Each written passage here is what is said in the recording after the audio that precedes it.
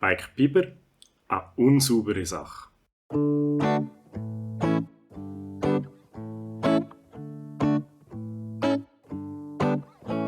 Wer fährt so schnell durchs Doppeltrap? Wer wird vom Biken niemals satt? Wer hört schon von weitem, wenn's tönt? Fürs Biken ist Flamme und Feuer, mit Freunden in ein Abenteuer. Wer könnte das denn noch mehr sein? Es ist der Bike Biber. Bike Biber. Auf dem Bike ist zufrieden. Und er kommt schon wieder. Die erste Schulwoche haben der Bike und seine Freunde hinter sich gebracht. Und sogar der Mike, der neu in die Klasse gekommen ist schon voll im Schulalltag angekommen. In der letzten Woche hat die Klasse von der Frau Schnurrenberger viel über den respektvollen und nachhaltigen Umgang mit der Natur gelernt. Heute wird ein spezieller Tag, denn heute steht der Clean-Up Day auf dem Programm. Auf Deutsch der Aufräumtag.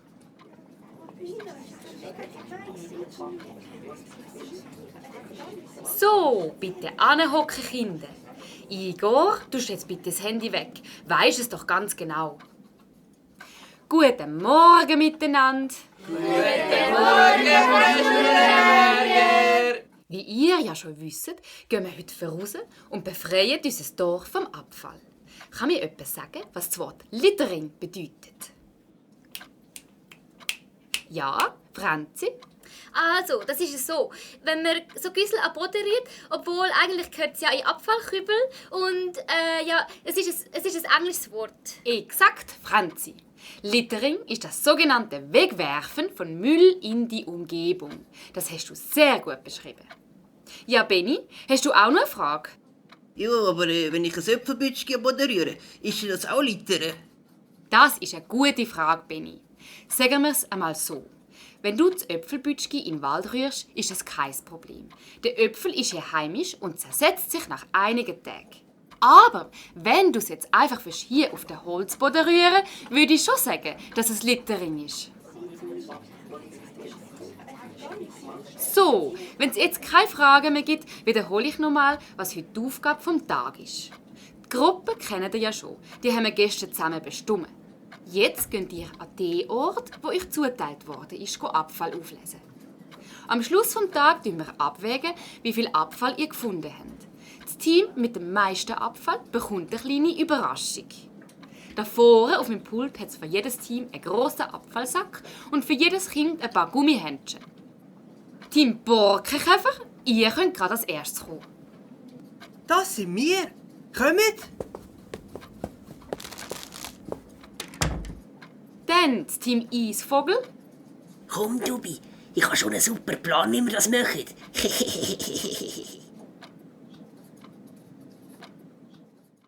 Vor dem Schulhaus halten der Bike und der Mike schnell an, gefolgt vom Wels, dem Frenzi und der Hanna. Sie wollen sich nur schnell absprechen, wie sie es heute machen wollen. Hey, bin ich froh, dass wir am Weiher am Waldrand aufräumen können.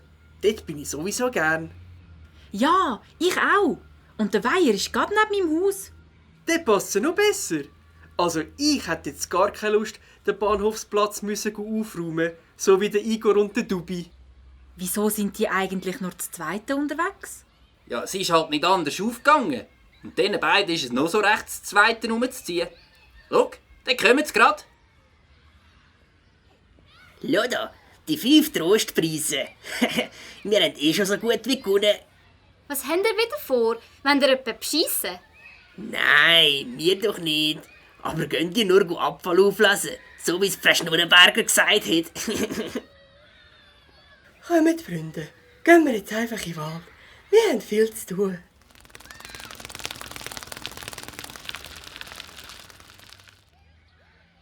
Also, sag jetzt, Igor, was ist der Plan? Jetzt musst du hören, Dubi. Mit dem Sackgeld von meiner Nonna gehen wir krömeln. Wir kaufen einen riesen Sack Schleckzeug. Und Kaugummipapierli und Schokiverpackungen sammeln wir zusammen. Dort gewinnen wir sicher. Und das Ganze ohne schwer zu arbeiten. Schlau, gell? Igor, Du bist einfach eine Legende. Aber schon sicher. Und am Schluss tun wir noch ein paar schwere Steinsack. Der ist ja nur schwerer. Und das findet Frau Schnurrenberger nie raus.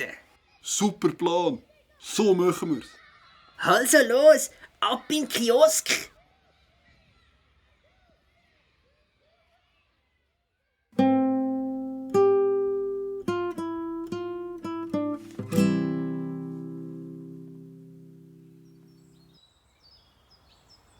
Hey, schon wieder eine Eisteeverpackung. Dafür wäre gerade dort vorne ein Abfallkübel. Also, das ist ja schon unglaublich, was die Leute einfach alles in den Wald rühren. Und dafür hätten wir in der Schweiz so viele Möglichkeiten, Sachen richtig zu entsorgen. Bei uns gibt es einen Kübel für Glas, PET, Altkleider und so weiter. Nein. Und jetzt schau mal da. Da hat sogar einen gebrauchten Grill am Boden. Und den Rost könnte man sogar noch brauchen. Aber hey, was macht eigentlich der Mann mit dem Feldstecher in der Hand? Der hat sicher auch etwas am Boden gerührt. Nein, Mike, das kannst du nicht einfach behaupten. Und sowieso, wir kennen den Mann. Das ist doch der... Ich gehe ihn jetzt mal fragen. Hey, Sie! Sie da! Was machen Sie dort? Psst, nicht so laut, verscheuchst alle Sperlinge. Was machen Sie da? Ich beobachte gerade den Haussperling da. Siehst du nicht, dort oben auf dem Ast? Er ist gerade am Nisten. Ja, aber warum machen Sie das? Das ist, denke ich, mein Beruf. Ich bin ein Ornithologe mit Leib und Seele. Ein was? Ein Ornithologe. Wir widmen unsere ganze Zeit an den Vögeln. Zum Beispiel schauen wir, ob es von einer Vogelart mehr oder weniger gibt. Oder wenn sie anfangen, Nester zu bauen und wenn sie weiterziehen. Im Moment bin ich aber den Haussperling am Beobachten. Er ist eher spät dran mit Nest bauen. Aber es sollte gerade noch lange, bevor es kalt wird. Hey Mike, komm mal helfen auflesen. Psst, sind ruhig. Ihr verscheucht ja alle Heringe. Sperling. Ja genau, Sperling. Hä? Was, Vögel? Wir suchen doch PET-Flaschen und so. Wir schon, aber er sucht denk Vögel. Er ist ein Vogelbeobachter. Ahoi, Bike. Dem, was sind das deine Freunde? Was macht denn ihr hier im Wald? Müssen ihr nicht in der Schule sein? Hoi Geri, hat ich von weitem gar nicht erkannt. Also normal hätten wir jetzt schon Schule, aber heute haben wir Aufräumtag und unsere Gruppe ist hier am Waldrand eingeteilt zum Abfall sammeln, rund um den Weiher. Wow, das finde ich aber eine gute Sache. Ihr wisst es vielleicht nicht, aber mit dem macht ihr auch unseren einheimischen Vögeln einen Gefallen. Hä? Warum denn das? Ja, wisst ihr, viele Vögel verwechseln Plastik und anderen Abfall mit Nahrung. Und wenn sie das essen, dann könnten sie krank werden. Vor allem, wenn sie Plastik an ihren Jungen geben. Aha, ist das so? Das habe ich gar nicht gewusst. Genau. Aber es ist nicht nur das Essen der Vögel. Manchmal kommt es auch vor, dass sie sich im Abfall oder in den Fäden und Schnee verfangen und sich nicht mehr befreien können. Die armen Vögel, so traurig. Also, ich frage mich schon, was für Grüsle da einfach ihren Abfall in die Natur rühren. Nachdem sie sich beim Ornithologen verabschiedet haben, machen sich unsere Freunde auf den Weg in die Schule. Im Gepäck haben sie nicht nur ganz einen Haufen gesammelten Abfall, sondern auch neues Wissen über die Vogelwelt.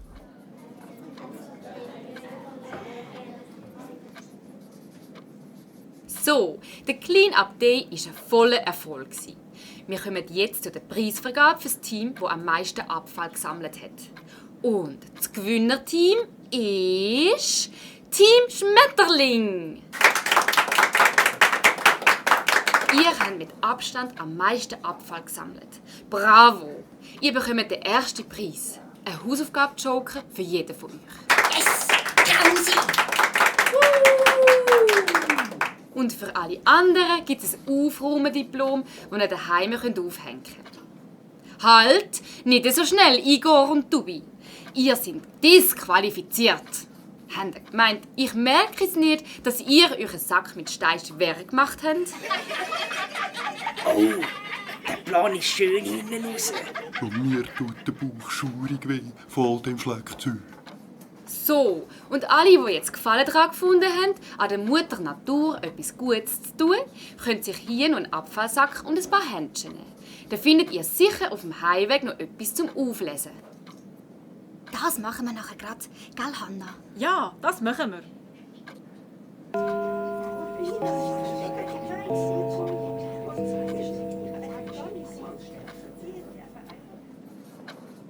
So setzen die zwei auf dem Heimweg der Clean-Up-Day fort und lesen alles auf, was nicht am Boden gehört. Nach einem anstrengenden Tag verabschieden sich die zwei Freundinnen und gehen heim. Daheim gibt es für die Hanna eine feine Nacht und nach einer Runde Eile mit Weile mit der Familie ist es auch schon wieder Schlafenszeit.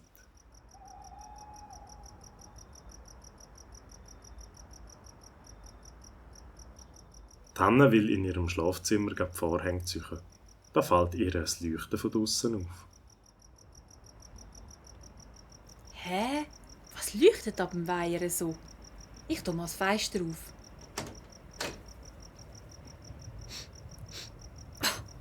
Oh, da bratet aber jemand ganz grusige Würste.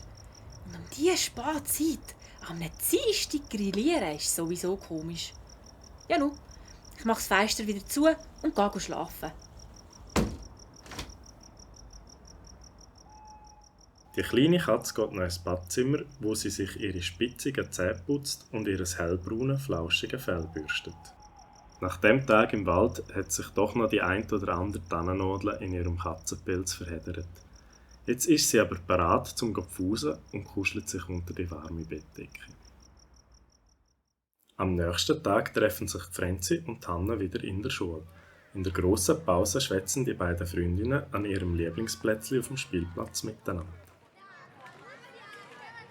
Ich habe das gestern ganz eine spannende Sache gefunden. Ich auch. Und dass wir damit unserer Umwelt etwas Gutes getan haben, macht es noch besser. Aber ist dir gestern Abend noch etwas aufgefallen? Was meinst du? Also, wo ich heute Morgen mit dem Velo in die Schule gefahren bin, hat es beim Weiher bei deinem Haus so grusig gestunken, dass ich gerade noch einen Zacken schneller fahren musste. Ah, das habe ich schon fast vergessen. Gestern Nacht hat jemand beim Weiher ein Feuerchen gemacht und etwas hat es so grusig geschmeckt. Was könnte das echt gewesen sein? Das nimmt mich auch Wunder. Komm, das finden wir heute Nachmittag zusammen raus. Dem gehen wir auf den Grund.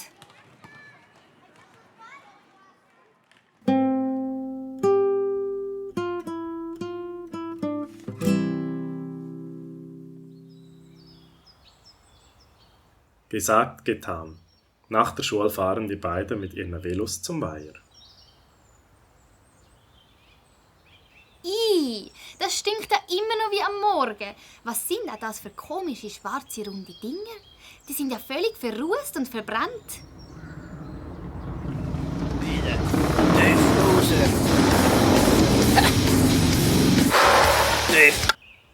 So, ihr sind ihr am Seifenblöterle und Baby spielen? Du immer mit deinen blöden Sprüchen.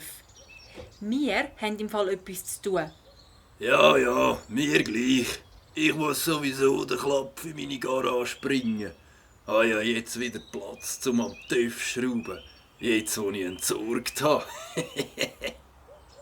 Was? Also, geht euch gar nichts an. Ich habe zu tun. Wieder Döflose. Also, wo sind wir? Ah ja, schau. Dieser Haufen hat an dieser Stelle gar nie richtig gebrannt. Und man sieht etwas besser, was das für Zeug ist. Das sind ja alte Pneu. Darum hat es so grusig geschmeckt. Gummi! Und allerlei andere Sachen sind auch noch angezündet worden. Dort liegt ein Liegestuhl, hier eine Fotokamera und dort auch sogar noch ein Fernseher. So Sachen muss man doch richtig entsorgen. Das weiss doch jedes Kind. Du sagst es. Und schau, da am Boden hat es noch Kaugummipapierli und andere Schleckzeugverpackungen. Der hier die Sachen verbrannt hat nebenbei sicher noch Süßes genascht. Ganz bestimmt. Also wenn ich an Süßigkeiten denke, dann kommt mir gerade der Dubi und der Igor in den Sinn. Die gehen doch immer so Zeug krömeln. Genau. Und gestern habe ich im Fall gerade gehört, wie der Dubi gesagt hat, dass er Bauchweh hat von dem ganzen Zuckerzeug. Das müssen die gewesen sein. Die haben ja mittlerweile mehr Löcher als Zähne im Maul. Die haben doch ein Training. Dann finden wir es auf dem Schutiplatz. Gehen wir? Beim Fußballplatz am Rand vom Dorf finden sie die beiden Verdächtigen und rufen sie an den Spielfeldrand zu sich.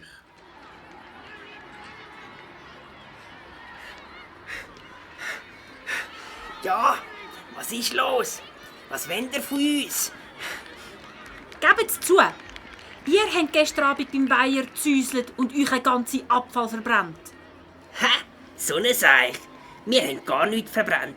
Wir haben am Weiher nur ein paar neue Klick-Klack-Videos aufgenommen. Dann sind wir heim zu Nacht essen. Dann sind wir sicher nachher noch mal raus zäuseln. Nein, wir haben noch den ganzen Abend zusammen gezuckert. Gell, Dubi? Ja, genau. Die Geschichte, die der Dubi und der Igor hier erzählen, überzeugt unsere beiden Hobbydetektivinnen aber noch nicht. Also radeln sie schnurstracks zum Igor heim und läuten an der Türe.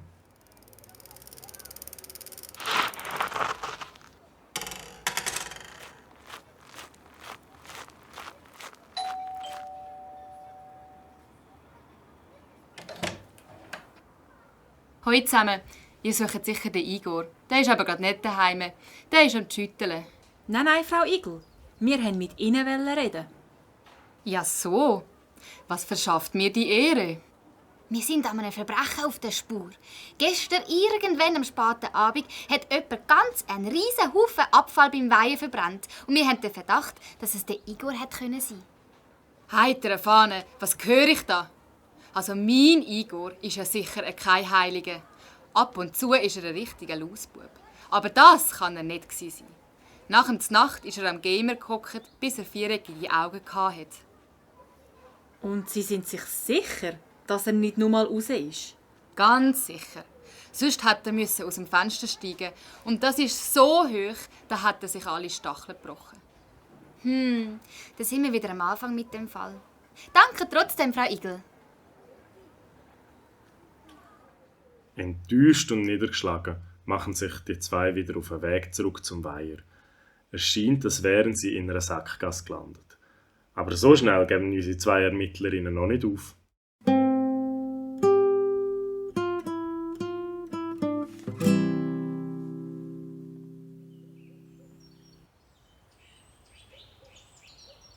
Komm, wir suchen noch mal alles ab. Irgendetwas haben wir sicher übersehen.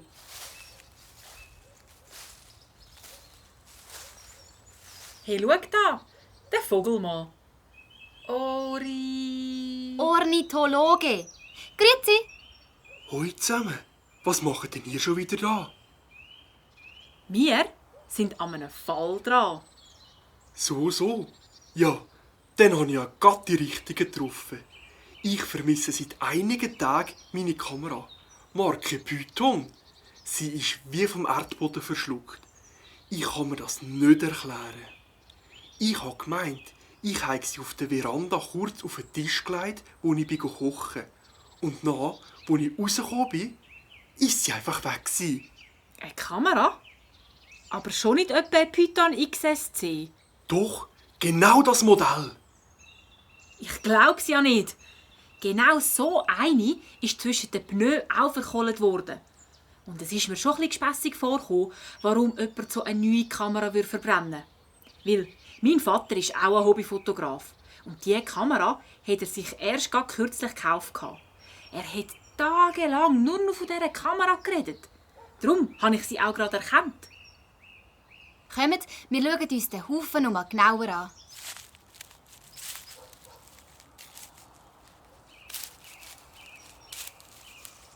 Schaut, da ist sie.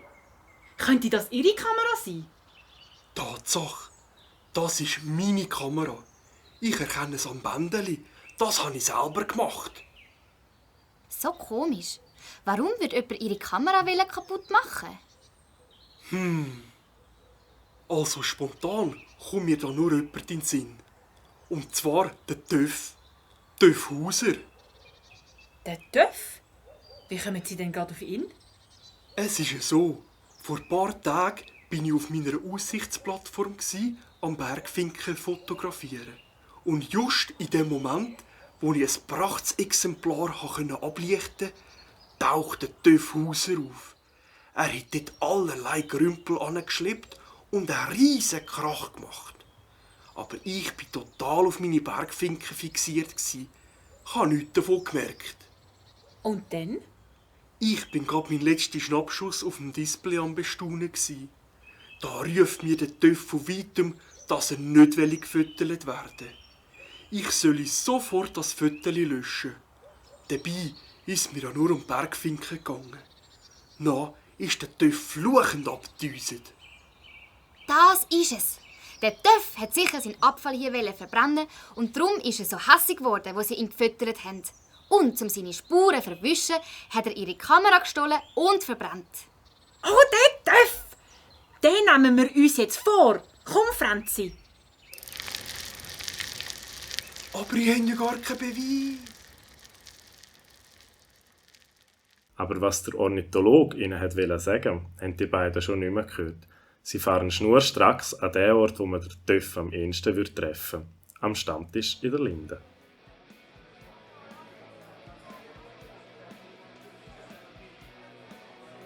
Hey, nein! Also Kinder sind in dieser Bar nicht erlaubt. Das wissen wir genau, dass wir erst ab 16 hier rein dürfen. Ja, das stimmt. Aber eigentlich haben wir nur fragen, ob der Töff Hauser hier ist. Der Töff? Ja, der Töff, der ist immer da. Soll ich ihn rufen? Gern. Töff! Töff! Wenn das Bergofen etwas von dir? Ja, ist ja gut. Komm ja schon.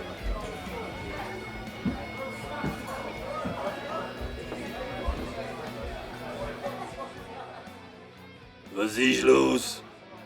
Töff, wir wissen genau, dass du hast. Also, dass du machst. Was meine Freundin damit will sagen, ist, dass wir wissen, dass du im Wald beim Weiher Abfall verbrannt hast. Der Geri hat dich sogar gesehen, am Sachen anrühren. Ich? Illegal Abfall verbrennen? So weit kommt's ja noch. Der Töff Hauser entsorgt seinen Abfall immer sorgfältig und pflichtbewusst. Ja, aber der Geri, der Ornithologe, hat gesagt... Ornitho was? Ah, du meinst den Vogelmensch? Ja, der hat mich doch schon auf dem Kicker gehabt, wo wir noch zusammen in der Schule waren. Also dem würde ich mal gar nichts glauben. Aber Töff, ist es nicht so gewesen, dass du dort deine Pneu und so verbrannt hast? Pneu? So weit kommt's noch. Ich brauche meine Pneu zum Fahren. Kann man's doch nicht leisten, die Reifen zu verbrennen. Aber... Nicht aber. Ich will hier mein Feierabend geniessen und noch eins mit den Kollegen trinken. Ich weiss nicht, was ihr von mir wollt. Aber ich weiss, dass ich jetzt wieder zurück in Spunten will, mein Bier fertig saufen. Und sowieso, ohne Beweis könnt ihr mir gar nichts.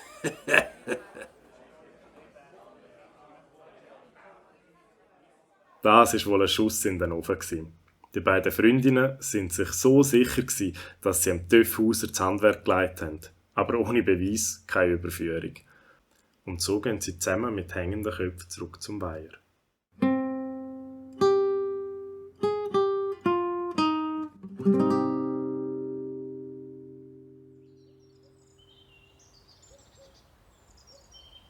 Also ist doch alles für nichts gewesen. Es kann doch nicht sein, dass einfach jeder in den Wald seinen Abfall verbrennen kann. Kopf hoch, Franzi. Man kann nicht immer gewinnen. Jetzt geniessen wir doch einfach den schönen Abend hier am Weiher.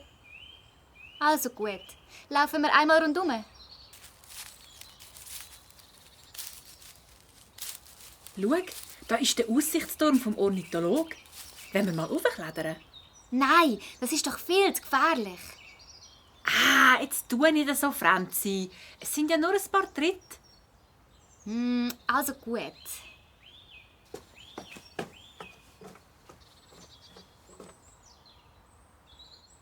Hey, von hier sieht man ja ganz weit. Ich sehe bis in die Schule. Und noch weiter. Was ist das da? Ein grauer Kasten mit einer Linse.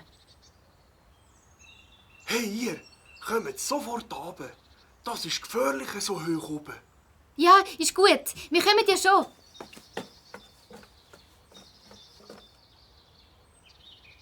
Ihr habt mich schön verklüpft. Aber hey, was habt ihr dort oben überhaupt gesucht? Nichts Bestimmtes. Aber wir wollten nur schauen wegen den Dings. Weisst, Wir wollten uns nur ein bisschen ablenken von dieser Enttäuschung, dass wir immer noch nicht beweisen konnten, dass der Töff den ganzen Müll verbrannt hat. So. Und uns ist aufgefallen, dass sie dort auf ihrem Beobachtungsturm irgendein komisches Teil da haben. Was ist das? Das ist meine Wildkamera. Die macht automatisch ein Foto, sobald sich etwas bewegt. also geht das nur bei dir? Oder auch wenn... Wenn ein Mensch vorbeiläuft? Ja, klar. Aber das würde ja dann heissen, vielleicht hat es ein Foto vom Töff gemacht, wo er seinen Abfall verbrannt hat. So nimmt der nette Ornithologe seine Kamera vom Aussichtsturm und steckt sie an den Laptop an und schaut, was drauf ist. Und siehe da, Erfolg. Das gibt's ja nicht. Schaut, da ist er ganz klar auf dem Foto. Der Töffhauser, der seinen Abfall anzündet. Jetzt haben wir ihn verwünscht. Bravo! Mit diesem Foto können wir ein für alle Mal beweisen, der Töff ist ein Dreckspatz und hat gegen das Gesetz verstoßen.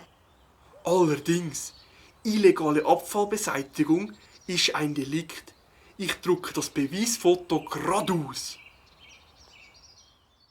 Endlich haben es die beiden Schnüffelnasen geschafft. Der Töffhauser ist überführt und zwar mit einem handfesten Beweis.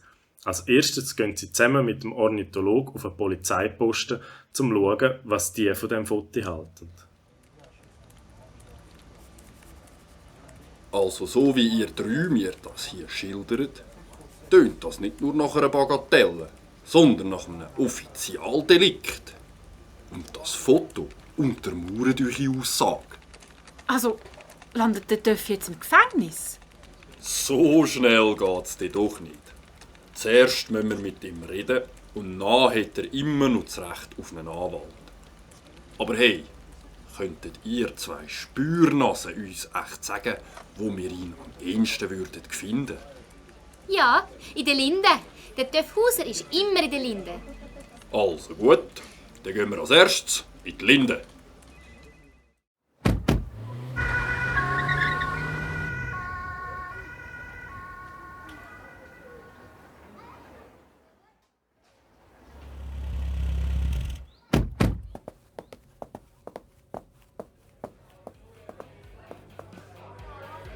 Ja, guten Abend, Herr Hauser. Sie schon wieder? Was habe ich jetzt schon wieder gemacht? Ich habe meine Busse wegen dem Töffel ja schon lange gezahlt. Ja, Herr Hauser, um das geht's heute nicht. Ich würde Sie bitten, schnell mit uns vor die Tür zu kommen. Ist ja gut. Ich komme ja. Der Horn ist hier.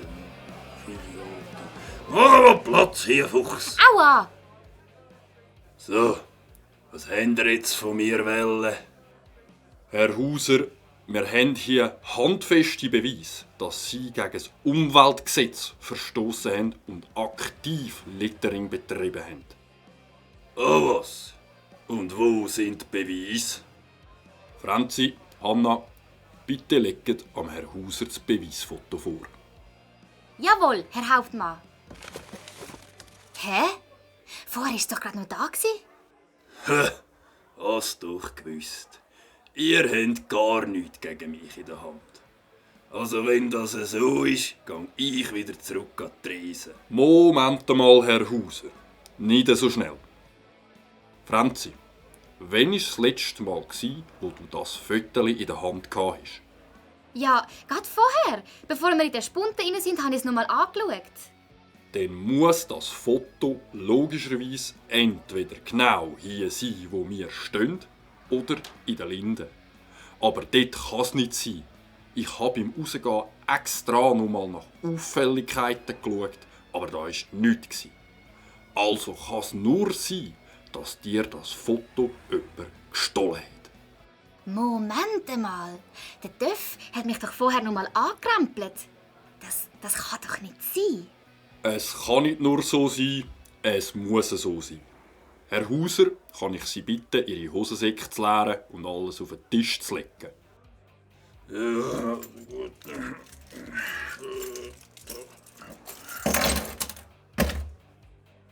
Aha, da sehen wir's. Der Plan ist hinten raus, Herr Hauser. Ja, ist ja gut. Ich has Foto genommen. Aber es sind ja nur ein paar Pneu gsi. Und meine geliebte Kamera. Aha, die können Sie gerade auch noch zahlen. Zusammen mit dem Bus, versteht sich. Kann man die nicht zahlen? Ja, Töff. Verbrechen lohnt sich nicht. Und so ist aus einer Aufräumaktion ein richtiger Detektivfall geworden, der dank der Hanna und der Frenzi gelöst werden konnte. Nicht nur hat sich die Kriminalpolizei bei ihnen bedankt, auch in der Schule haben am nächsten Tag schon alle von ihrem Erfolg gehört. Die Frau Schnurrenberger, aber auch der Bike und seine Freunde sind richtig stolz auf die zwei. Ja, und der Töff Hauser. Ihm ist wieder mal das Handwerk gelegt worden. Er hat dem Ornithologe Gary eine neue Kamera kaufen und eine saftige Busse für seine kriminelle Tat zahlen. Er wird sich in Zukunft sicher zweimal überlegen, ob er seinen Abfall einfach im Wald entsorgen will.